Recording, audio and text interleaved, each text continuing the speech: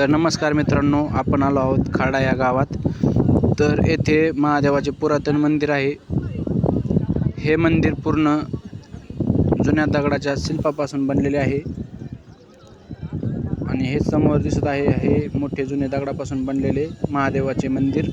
आणि हा महादेवासमोरील जो नंदी असतो त्या नंदीची मूर्ती आहे.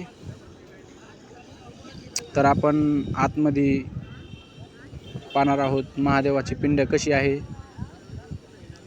अतिशय पिंड ही दिसायला सुंदर आहे. तर चला मग आतमध्ये.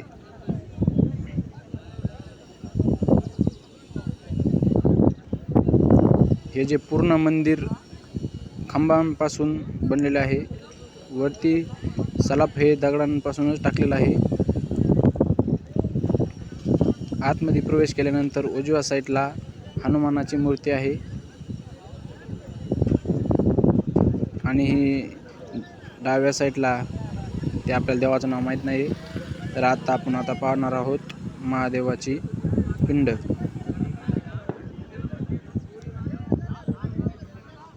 आत जाण्यासाठी आतमध्ये खड्डा आहे. तर ही आहे महादेवाची पिंड.